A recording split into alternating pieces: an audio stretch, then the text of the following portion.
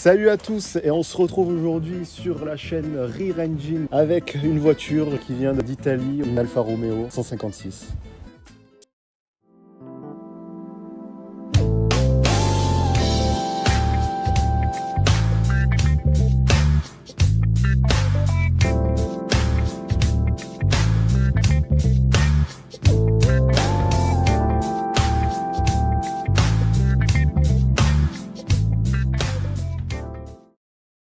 Alors si on reprend un peu le contexte, on va revenir au début des années 90 où Alfa Romeo est assez en difficulté au niveau financier et donc ils ont été rachetés en fait Alfa par le groupe Fiat. Évidemment quand on parle d'Italie on parle des grands groupes, donc Fiat en fait partie. Il y avait la 155, la berline qui est sortie en 92 avec un design très anguleux, avec des angles vraiment très sévères entre guillemets. Elle n'a pas vraiment eu de succès cette 155 par rapport à son design. Son plus gros succès finalement c'était pas sur la route mais c'était sur les circuits, puisqu'elle a remporté le championnat de DTM avec quelques irrégularités.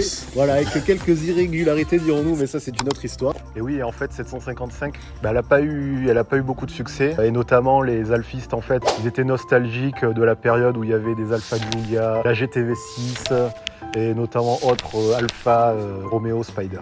Bon. Et donc sort en 1997 l'Alfa 156, en fait qui a été designé par Walter da Silva. Il est quoi Walter da Silva? Il a designé ta sœur da Silva. Donc il va designer cette Alfa 156 qui sera présentée en 97 au salon de Francfort, et d'entrée de jeu ça fait vraiment un succès parce que ça symbolise le renouveau de la marque tout simplement. Il y avait une énorme concurrence sur le marché des berlines, notamment chez Audi et chez Mercedes. Et puis pour la petite anecdote, Walter da Silva après il sera recruté par le groupe Volkswagen. Il designera notamment chez Seat en premier, puis ensuite chez Audi, et notamment la fameuse Audi A5. Qui a eu un grand succès. Ok, donc maintenant on va parler du design de cette voiture. C'est juste somptueux. Moi ce que je préfère c'est surtout la vue de côté. Je trouve que c'est une voiture très équilibrée, qui a un peu un esprit déjà en 97, un peu néo-rétro. On retrouve un peu des artefacts des anciennes Giulia. Le détail qui fait un peu tout sur cette voiture, c'est surtout cette calandre emblématique d'Alfa Romeo, donc triangulaire, avec le petit rappel ici. Ça c'est un petit hommage aux Alfa de course d'époque, donc les petites ouïes de ventilation. Je reprends les mots de Walter da Silva, mais tout part en fait de cette calandre. Toutes les lignes sont alimentées par cette calandre. Elle part de là, d'ici, sur les côtés, et on va la retrouver ensuite tout au long de la voiture, et ça lui donne vraiment un charme à l'italienne. Un autre détail aussi très intéressant, c'est la plaque d'immatriculation qui est déportée sur le côté. On sait un peu dans l'architecture, le design, tout ça, que tout ce qui est un petit peu asymétrique est considéré comme joli, à l'instar du visage humain, j'allais dire. C'est aussi pour des raisons techniques. On a le gros radiateur qui est juste ici, et c'est un détail malheureusement qui va disparaître sur les prochaines Alfa. Il y en a eu jusqu'à l'Alfa Romeo Mito, aussi Giulia, mais ça va disparaître malheureusement, donc c'est pour ça qu'on apprécie ce genre de détails. On passe sur l'aile très musclée ici, avec, comme je disais, la ligne qui part de la calandre. Elle est vraiment nervurée cette voiture, elle est allée à la salle.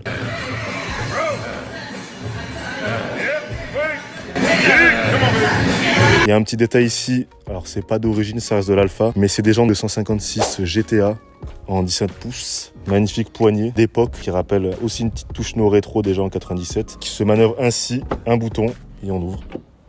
Et ce bruit aussi. Ce bruit qui est digne des Allemandes, c'est là-dessus que Alfa s'est démarqué. On avait l'image d'Alfa avant qui était des voitures assez peu fiables, italiennes, enfin conçues avec le cœur on va dire. Cette fois-ci elles font des vrais bruits de porte allemande. Et ça, c'est ce qu'on voulait, ça respire la qualité, ça respire les standards de l'époque. Une des raisons pour lesquelles on aime aussi cette voiture, c'est ses innovations. Et à l'époque, c'était vraiment novateur, mais c'était la poignée de porte à l'intérieur du cadre de la vitre. Alors aujourd'hui, ça paraît, je vous dis ça, c'est commun, mais à l'époque, ça c'était quand même novateur. À la fois au niveau de la vitre, mais aussi, en fait, ça permet d'avoir toute une ligne ici, toute la ligne qui continue depuis le début jusqu'au derrière, d'avoir une ligne vraiment très épurée. Qui paraît aussi, sur le côté, la vue de côté que je disais tout à l'heure, on dirait un coupé aussi. Et ça fait un coupé 4 portes. Ça fait un coupé 4 portes plutôt qu'une berline. Et on passe sur l'arrière de la voiture. Alors là aussi, il y a un design un peu atypique, mais alors super bien fait. Si on regarde les feux, on parle souvent chez les designers du coup de crayon. Mais alors là, c'est littéralement des 2 coups de crayon magnifiques, des choses minimalistes des 2 côtés. Et puis au milieu, ce logo Alfa Romeo. On montre le petit détail. Le petit détail qui tue tout. Et ouais. Magnifique, de la rouille. C'est une Alfa Romeo. Ça fait partie du charme aussi. On se retrouve sur cette aile encore une fois avec la couleur Azzurro Nuevola. Donc un magnifique bleu assez pâle avec des reflets jaunes. Et ça, c'est vraiment des couleurs comme on ne fait plus de nos jours. Et ça fait ressortir toutes les courbes de cette voiture. On va se retrouver dans l'intérieur de la voiture avec toujours cette poignée en aluminium. La couleur, c'était Azzurro Nuevola. Et ben à l'intérieur, ça sera du bleu foncé, bleu marine. Une couleur qui est plutôt assez rare pour les modèles Alfa Romeo. Des très beaux sièges en cuir. Momo. Et oui, parce que Momo aussi fournissait aussi les cuirs d'époque. Non, non, c'est Momo. Oui, Momo Ahmed. Et On s'installe dans la cabine de pilotage et on se retrouve avec un magnifique volant type Nardi, comme un peu les voitures de sport de l'époque. Typique Alfa Romeo, les deux compteurs séparés. Donc voilà, compteur kilométrique et évidemment les tours minutes qui montent jusqu'à presque 8000 tours. Et là, effectivement, c'est pas la Dauphine. Hein. Là, on peut y aller jusqu'à 7000 tours, il n'y a pas de problème. On a aussi le détail vers le conducteur. On a à la fois donc l'essence, la petite montre à quartz et la température moteur. Tourner vers le conducteur, oui, parce qu'en fait, le passager, on est là pour le mettre en PLS. Ok.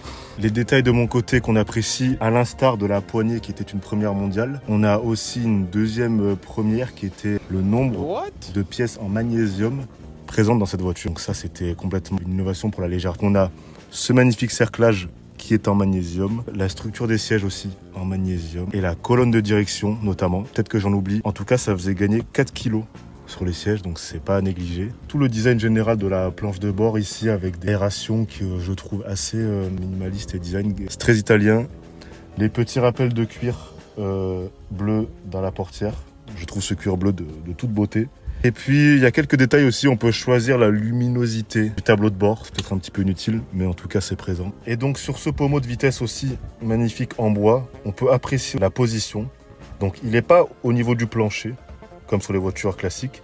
Il est légèrement vers l'avant et un peu surélevé, à l'instar des Alfa Romeo GT Junior. Ça, c'était une demande des designers d'Alfa Romeo qui n'étaient pas pressés par Fiat, mais ils ont réussi à le concevoir au final. Et ça, c'est vraiment le genre de détail. Le pommeau tombe très bien à la main. Alors, il y a une assez grande allonge, on va dire, au niveau des rapports. On a mis un short shift et ça améliore grandement le confort et la sélection des vitesses. Ça, c'est le petit détail tuning. Et donc, on va passer au moteur, le pas de résistance. Comme cela. Et là, c'est... Ouais. Et où est le moteur? Ouais, ça, bon, le moteur, ça, bah bon, un moteur, ça coûte pas une fortune. Hein. Juste magnifique. Une véritable pièce d'orfèvrerie avec ce V6 24 volts. Non, c'est pas 24 volts. C'est 24 valves, donc 24 soupapes, double embarquement en tête. Donc le V6 maintenant est incliné et on a ce plénum d'admission et somptueux sur le haut de la culasse. Le détail qu'on aime là-dessus, c'est les pipes d'admission chromées qui sont reconnaissables dès le premier coup d'œil. C'est le V6 Busso ou V6 Arese du nom de l'usine où il a été produit jusqu'en 2005. Qui marque le coup d'arrêt de la production de ce moteur-là et qui est comme un coup de massue pour les alfistes, car en effet, ils ne pouvaient plus respecter les normes européennes de pollution. Donc, ils ont arrêté son développement pour le remplacer par un V6 d'origine Holden pour les prochaines Alfa Romeo 159 notamment. Tout est en aluminium. Ce qu'on apprécie sur ce moteur, c'est qu'il ressemble véritablement à un moteur. Il n'y a pas de cache en plastique. On ne veut pas voir ça. Là, on voit bien distinctement les deux rangées de pistons. 3 d'un côté, 3 de l'autre. Ici, c'est la version 2,5 litres. Donc, la version GTA était en 3,2 litres. Donc, ils ont revu la course. C'est le même alésage. Et il y a eu ensuite d'autres versions par des préparateurs, notamment Autodelta, qui ont poussé à 3,5 litres. Enfin, c'était des très belles préparations. Et donc, oui, c'est le V6 Busso du nom de Giuseppe Busso, le concepteur de ce moteur. Une très grande carrière. Il s'inspire d'abord des Bialbero, 4 cylindres. Il a repris l'architecture, ou 6 cylindres. Et on en vient à ce moteur qui est une fabuleuse carrière début des années 80 jusqu'à 2005. Et on va passer à ce que vous attendez tous, bien sûr, le démarrage et la symphonie.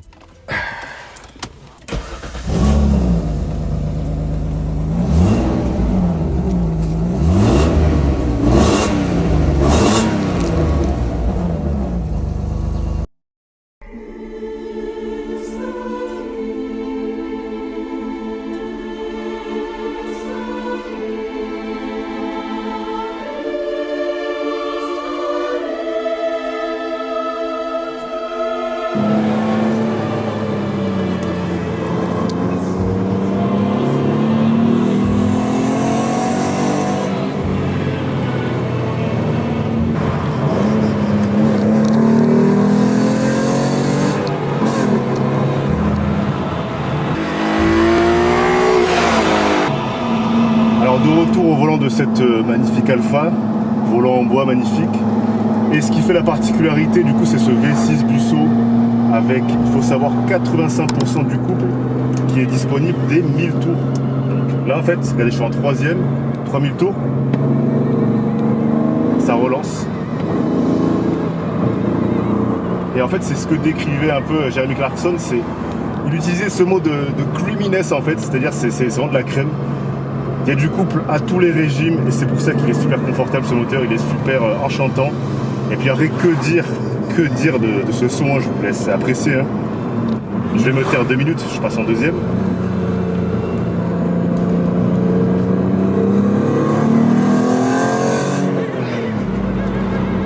Qu'est-ce que vous voulez dire en fait? Alors c'est vrai qu'il y a certaines versions d'origine en fait où le V6 peut être un petit peu timide. Là-dessus on a mis un silencieux en inox, faut le savoir. Mais pour une voiture de série en fait c'est surtout ça. Il faut comparer aux voitures de série qu'il y a. Aucune des voitures en V6 qui fait un tel bruit à ce niveau de gamme en fait aussi. C'est une voiture très accessible. Donc là-dessus si vous voulez avoir une sonorité pour pas cher, on va chercher. Là je remets la 2e là.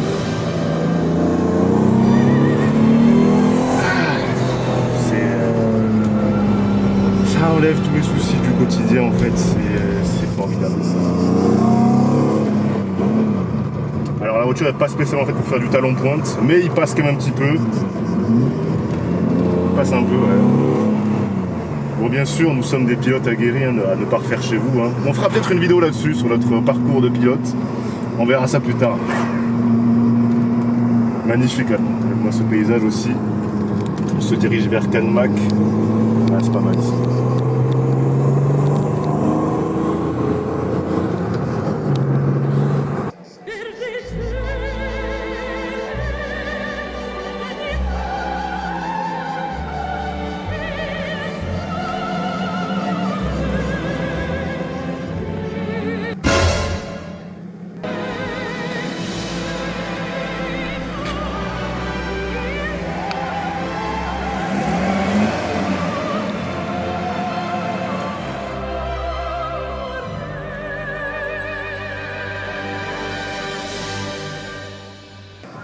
Se quitte pour cette vidéo sur le site de Canmac avec une vue magnifique.